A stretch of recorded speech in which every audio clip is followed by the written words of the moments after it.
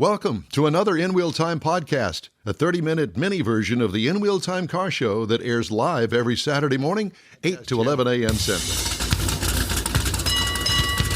Live from Studio A, inside the world-famous Sugar Shack in Texas, USA, It's the In Wheel Time car talk show. Coming up, we hope to talk to Richard Tomlin up at Pike's Peak if he can get cell service up there. We also have the upcoming events calendar, Mars reviews, the new Chevy Tahoe. Plus, you'll hear the stories making automotive news headlines. Howdy, along with Mike out of this world Mars. He doesn't know how to remote start a vehicle. King Conrad DeLong. We always need more Jeff Zekin. Wear a hat.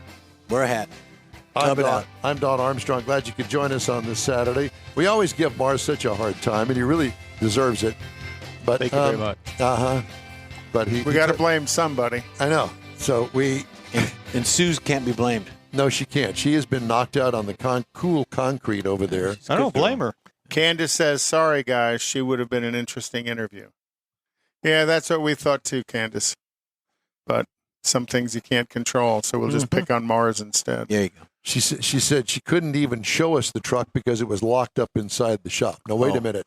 You got the keys to the shop, Candace. Isn't her last name Sneed at Sneed Ford? You'd think that somebody give her a key. Yeah. Anyway. Maybe she doesn't want a key. Well, there's that. Wanakee, isn't that an island in Florida? No, it's this Hawaiian guy I know. That's Warnakee. Warnakee. Mm-hmm. Here's a very interesting story. Mr. Mars, Stellantis says, which is the owner of Dodge, Chrysler, Jeep, Plymouth, Ram. Mm-hmm. I guess they don't. Yeah, Fiat. I guess they don't have Alfa Romeo and the toenail. Mm-hmm. You see them advertising that on TV now. The toenail. I saw the toenail on there, but they don't ever say it. No, they don't ever say the toenail. Are they? Yeah. It's kind of like a black toenail with the 442 in yellow written on the top of it. Call your car a toenail. I haven't seen it. Oh yeah, it's been all over the place. You can take the Alpha out of Italy, but you can't take the Italy out of Alpha. Yeah. Pretty creative. I thought pretty creative ad. So anyway, the parent company is called Stellantis. Mm-hmm. Stellantis says dealers in the states following California's emissions guidelines can only get gasoline vehicles ordered by customers. Dealers in other states no longer are receiving any plug-in vehicles without a customer order. So they're trying to please everybody. Yeah, but following California's leads, like, watching the toilet water swirl while you're inside of it. Inside the toilet? In the swirl of the toilet. I see. Well, all I can think of is build the cars, let the states sort it out. Let them sort it out. Here are the cars. We sell cars. We'll sell them to anybody. If you want one, talk to your local dealer or your politician. Because they want to be so woke. Yeah. Stellantis dealer David Kelleher did so well for Budweiser. Taking every plug-in hybrid Jeep Wrangler he can get from the factory these days. That's because the automaker is no longer allocating gasoline-only Wranglers to his dealership in Pennsylvania, one of 14 states following emissions guidelines set by California. Although the rules don't require the automakers to sell a certain percentage of zero-emission vehicles until 2026, Stellantis said it has stopped shipping internal combustion models to dealerships in those 14 states unless customers have ordered them. Meanwhile, dealers in non-CARB states can no longer get the Wrangler 4xE, which is the hybrid, and other plug-ins without a customer order. About 36%. So you're screwed on both sides of it. About 36% of the U.S. population lives in the 14 CARB states, according to the 2023 Census Bureau. 4 additional states are adopting the California standards for future models. Dealers in the CARB states worry that they'll be at a disadvantage if consumers start crossing state lines to buy gasoline vehicles from another store's inventory rather than wait for a factory order. Yeah, they could do that. Some are working to trade for gasoline vehicles with stores in adjacent states. Heck, consumers will drive 5 miles to get gas in a different state. Well, hell, we drove to a different state to get Coors beer. Why not? Back in the day. Yeah. Okay. Because they didn't sell it in Texas. Just saying. You didn't drink Pearl Ugh, or Lone Star? never, ever, ever. Pearl make you smart. Yeah, and you do know that back when the Astrodome was open, I think that it was either Pearl or Lone Star that they sold. They didn't sell the other beers. Probably Lone Star. I don't remember back then. I don't like beer anyway, and that just does not do it for me at all. Anyway. Yep, we got Richard. We do? Yeah, I think so. Oh, he's walking somewhere. Let's get him on right now. Richard Tomlin. Are you there? Good morning, guys. How are you? Well, we're doing fine. Where are you walking? Where are you walking to? Just walking down from the car, chasing more demons and dealing with altitude sickness for some of the crew and altitude sickness for the cars. So always a challenge, right? So Always you're a at challenge. Pike's Peak. When does the event get going? Tomorrow morning. So we are right now about 2 hours from staging cars. So we stage our cars the day before. We'll park our cars overnight, and then we'll start about midnight making our way up the mountain as far as teams and crews to get ready for tomorrow's race. First car will leave the starting line at 8:01. Yeah, I heard they opened the gates to spectators at 1 o'clock in the morning this morning, or tomorrow morning, for them to drive up the hill to find a place to park. What's interesting is I'm going to use the word, as a fan, as a spectator, or even as an American, or from a foreign land, the only day of the year you can camp out on Pike's Peak overnight is tonight, once a year. And I think it's like 250 passes they sell, and you're allowed to camp on Pike's Peak overnight this evening, so you don't have to be up there at 1 a.m. to make your way up the mountain. You're able just to show up, go camp out overnight, get up out of bed, and go to a race. So a pretty special opportunity there. So do they have kind of designated parking areas for people? How do you park a car on a racetrack? Right. There's a whole lot of designated parking areas. There is assigned spots, so to speak. Like the easiest one for people to talk about is Devil's Playground, which is up at the top. That's the best viewing area of the track. You can see it from you can see more of the track from that position. So it's pretty good. But yeah, you've got assigned areas: Glen Cove, ski grounds, trying to remember them all. There's picnic grounds. So they've got plenty of parking for that as well. We were talking about television coverage, and somebody said, oh, there isn't any. I said, there's got to be television coverage. And I guess you can fly a helicopter up there. I wouldn't know, but certainly there's television coverage somewhere live tomorrow. There is the coverage live on the Mobile One app, and then Mobile One YouTube. We'll have live coverage of the event streaming from start to finish. Tanner Faust commentating. Hayward Wagner, SCCA, will be commentating. Tommy Bobila, he actually crashed that Camaro earlier last week, I guess. Crashed a 68 Camaro from Dallas, Texas. So he'll be doing commentary instead of racing this year. But yeah, it'll be from basically 8 o'clock until about 11:30 or 1. We've got 67 cars to make it up the mountain. We've got the Huna Pegasus, which will be making we'll call it a parade lap at the end. So Ken Block's daughter will be driving the car from bottom to top. Ken Block's wife, Lucy, is running a Alpha Sierra cart. So imagine like a super, super small Class 10 buggy with electric motors in it. So she'll be up there as well. So it's been a great week testing with the Blocks and getting to know them a little bit better as well. Yeah. How do you avoid altitude sickness with a car? We drive an electric car. I saw there was a guy with a Tesla Plaid is listed on the entry list. Yeah, so that's Randy Post, and it's a group called Underground Performance out of Arizona. What I will tell you about them is the car's quick. They made Fast 15 again this year. But it's a funny story. They've got to invest in a trailer because they showed up with a trailer that you would normally use to put a bulldozer on. So they've got like 25 feet of ramps to get this car off, and it takes about 45 minutes to an hour to unload it and load it every time. It is I don't understand it. I like rent a trailer from U-Haul, you'd be a lot happier. So it's fun stuff up here. Everybody has their challenges. Cars with altitude are crazy. We had our car tuned there in Houston by Alex at Pitts Performance. You guys know him well. Does a lot of the Dodge, the Hemi, new C8 stuff, and car made 575 wheel. We were super happy with it. Everything was great. We come up here and it's burping and belching and just not happy. And after spending 2 days with some local guys, we found a lot of small changes that made huge differences because of the altitude that we're at. And there's always something to learn in cars, always. What is the altitude down at the base of the mountain? Well, where we start in, it's going to be 10 miles where we start, 9 mile. But we start at about 8,000 feet. So I'm going to say it's like 7,600, 7,800 is where we start. And then we race to the 14. So, oh, my God. So you start halfway up the mountain. Yeah. So it's a designated spot. It's been the same spot for years. And that's what allows a lot of the parking down below and a place to store the trailers. I got you. It's just getting everybody in there for one time. And you think back to when we were still running bikes up here, you're talking at that time, there was 100 cars running and almost 50 bikes. So now you start talking about 150 trucks, trailers, and then you pack in all the fans as well. Parking is an absolute premium up here, but it's a spectacle you won't see anywhere else in the world. And you said that the racing starts at 8 o'clock. Is that 8 o'clock Mountain Time or 8 o'clock Houston time? 8 o'clock Mountain Time. So it'll be 9 o'clock for you guys. Yeah. So are you done with your inspection part of it? Because that's part of the reason you're up there is one of the safety I have one more car to inspectors. inspect. Some guys from Sweden.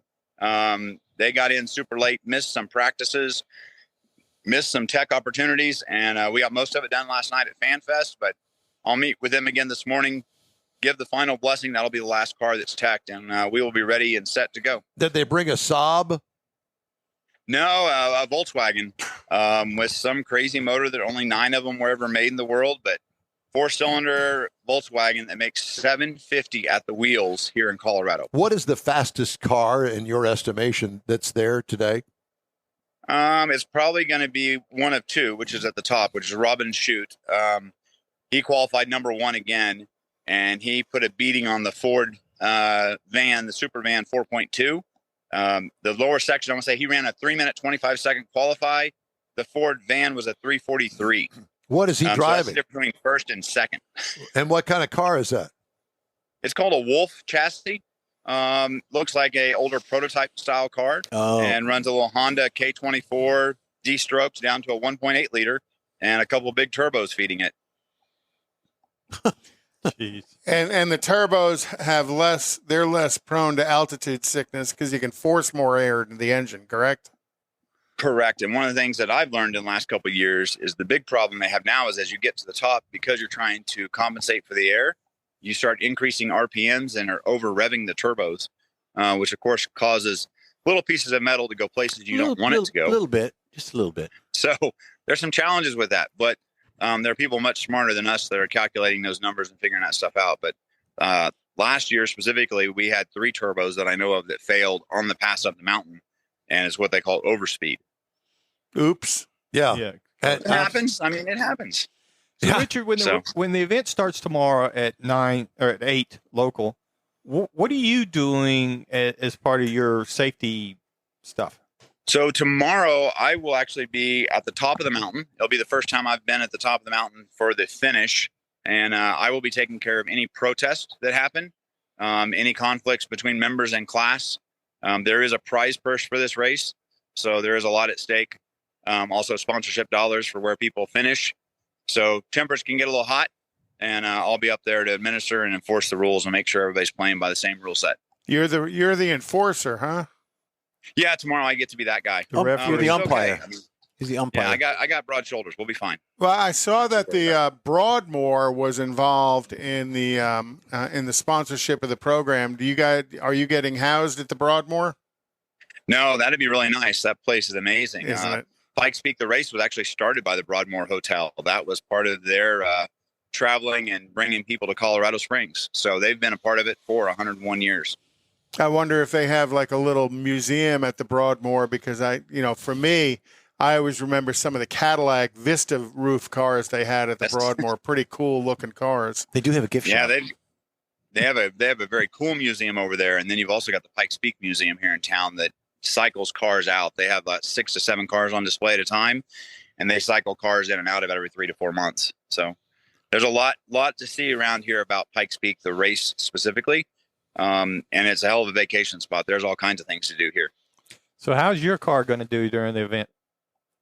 We're pretty excited actually. So even though we had all the hurdles jumping over, You guys understand the timing, but he ran a 4:25 qualify yesterday. On his run prior to that, he'd run a 4:50. So he had a 25-second uptick. And it's just getting him seat time in the car. He's from Romania. He's been over here about 2 weeks, but it's limited time you can get in his car to get it out on track. And we even went to a local racetrack to give him some more time. And the more time he gets in the car, the faster he gets. The car has the capabilities. We're trying to get the driver up to speed at this point. Very cool. But No we pressure. should be. We qualified 27th out of 70 cars. We expect to be in the top 20. And you talk about 4 minutes and 20 seconds to get up the mountain, because I'm kind of an older mindset on this. I remember way back, probably back in the 80s, when they finally broke the 10-minute barrier, when it was still, a lot of it was still dirt, and how that was, everybody talked about, they'll never do that. They'll never do that. And then they broke the 9-minute barrier. Now you're talking 4.5 minutes up the mountain. That's the 7,000 feet. The 4.5 minute, Conrad, is just the lower section, the lower third. okay. The record time overall right now is 7 minutes 57 seconds, held by Romain Dumas in an electric Volkswagen that was built for Pike's Peak. That's insane. We expect the record to drop this year because of the weather conditions we're looking at. Obviously, you can see out here it's really beautiful right now. There's Pike's Peak in the background. You may be able to see the snow cap there. But Robin Shute is on pace to break that 7:57 barrier. And it's great because Robin is still a very small team. You can't call him a one-man show. I think he's got 6 people on his team.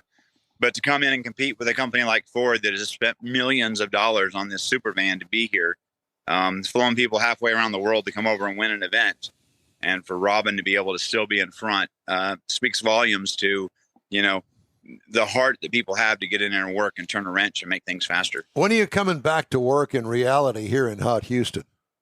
Well, depending on where we finish, if we end up trophying tomorrow, which is entirely possible, we qualified fourth in class. If we finish third in class, that's a pay position. We'll get a big trophy to bring home, and we'll stick around Monday to pick all that up. Cool. Otherwise, we'll go to bed as soon as we get off the mountain, jump up Monday morning, and make the 16-hour trek. Good. Well, I want to bring the Corvette to you so you can work on its power degradation problem. Absolutely. All right. Well, I'll talk to you probably later next week. Well, he'll have a lot of experience because that's what he's having problems with altitude sickness right now. And no doubt. Richard, it's great to talk to you, and the best of luck to you and the team. We'll be following you. Appreciate it. Tune in, guys. Thanks. Thank you. Richard Tomlin, Apex Auto Works down in Alvin. I'm going to the YouTube. I'll watch it. Will you? Absolutely. Yeah, it's good. All right, time now for the events calendar. Conrad has that. So tomorrow is the Lone Star Drift Academy Round 3 at the Houston Police Academy. Also on the 25th, it's Houston Cars and Coffee at Little Woodrow's. On July 15th is the Texas Road to Revolution, departing from the Black Bear Diner on 9510 FM 1960 bypass in Humble, Texas. Back to you, Don. Thank you very much there, Conrad. Okay, time now for this hour's car review, and Mr. Mars has torn up and ruined a Chevy Tahoe in his test drive. Let me tell you, not only a Chevy Tahoe, but a 2023 Chevrolet Tahoe RST four-wheel drive. This is the bright red one that is gorgeous, and let me just tell you up front, if you ever get a chance to pay that $495 for that custom red tint paint, that'll be the best custom paint you're going to ever get in your life. You get video and all I get is still photography on my car reviews? How is that? He does the loading. He loads it. I know the editor. Yeah, you're it. I get hosed. Go ahead and start your interview. Yeah, start your interview. So the Chevrolet Tahoe is one of the best selling full-size SUVs that's out there on the market. There's a lot of them. This one comes at 6 different trim levels, starting with the LS as the base. And the RST model is actually about mid-trim level between the LS and the High Country. So it is a full-size SUV. This particular one came equipped with second-row bucket seats, so it's a 7-passenger vehicle. 6-passenger, my bad, excuse me, because I tried to get in the back seat. And the changes from last year, the RST model, it's got a few trim level changes and stuff. But you're going to find the black grille up front, got the black gloss black wheels. got some badging on it. It's got the one we had the optional radiant red tint coat, and again, that is going to be the best $495 custom paint job you will ever get a chance to get. You got to find LED lighting all the way around, the headlamps, taillights, the daytime running lamps. Got the power folding heated outside mirrors, power lift gate. The had the upgraded package, the optional. I thought it was kind of neat because the roof rack, the roof side rails, it's an option delete. You can take them off, and it just makes all the difference in the way the vehicle looks. Roll on the 20-inch gloss black wheels, which it just gives it this really bad donkey look whenever it's going down the road. I love the way it looks and the way it sets because the suspension on it, they use a lot of the components off of the Pursuit package, the same package that the Highway Patrol gets here in the state of Texas. The PPV. It's on this vehicle.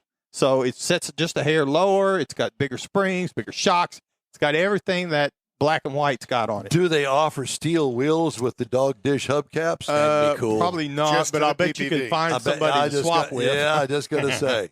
That's what I'd want. So inside on this one, unlike I think the PPV package has, we had the leather interior, so we had the bucket seats in the first and second row. The front row is heated. Third row is the 60/40 bench folding. It's power folding, by the way, so that makes it really nice. We had the 10.2-inch touchscreen in the dash where we found the Chevrolet Entertainment.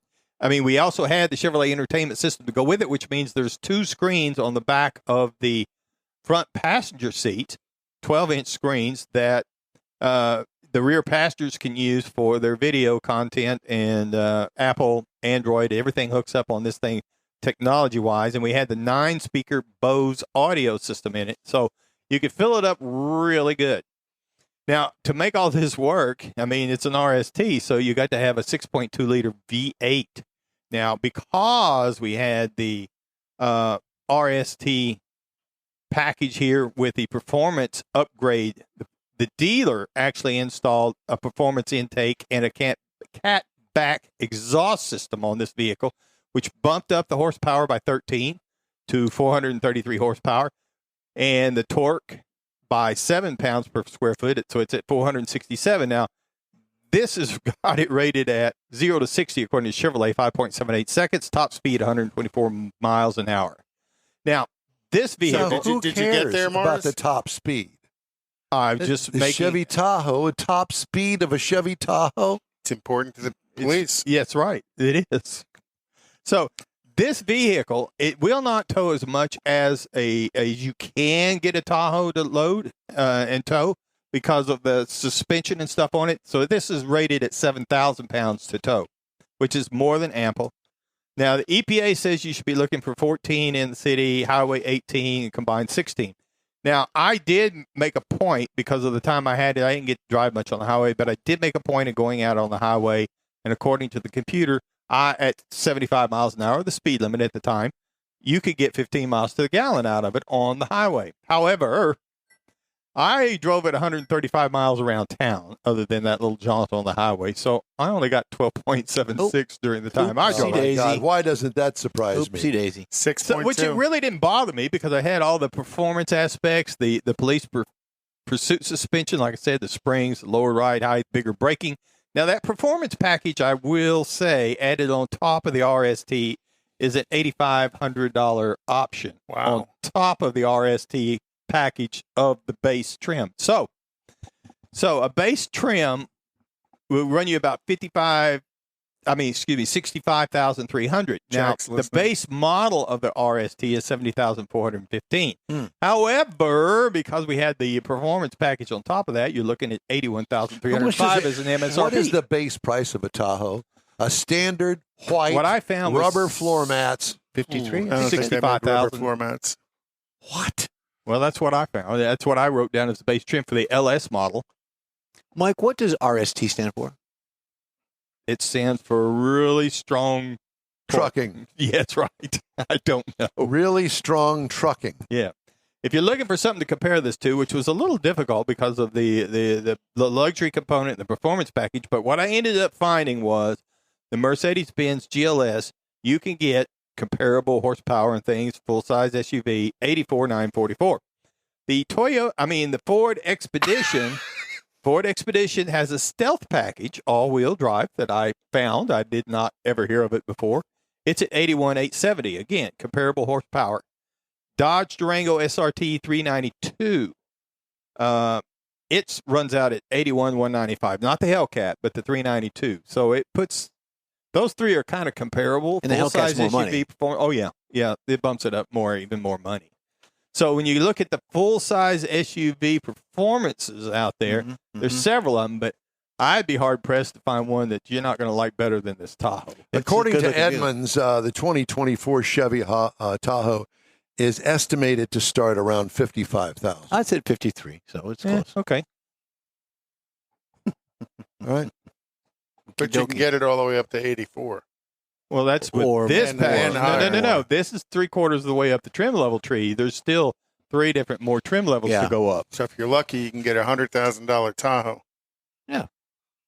And what's the difference between a Tahoe and a Suburban? Length. I think it's 11 inches in length. All behind the third row seat. I see. Okay. Storage behind the third row seat. Okay. Thank you for clarifying that. Yep. You know, I see in the preview screen. You see him.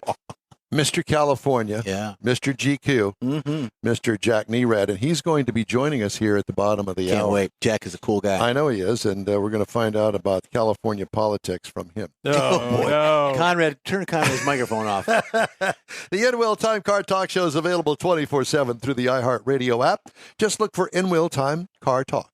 We also video stream on Facebook, YouTube, Twitch, and InWheelTime.com, and 30-minute podcasts are at your fingertips on over a dozen of the most popular podcast outlets.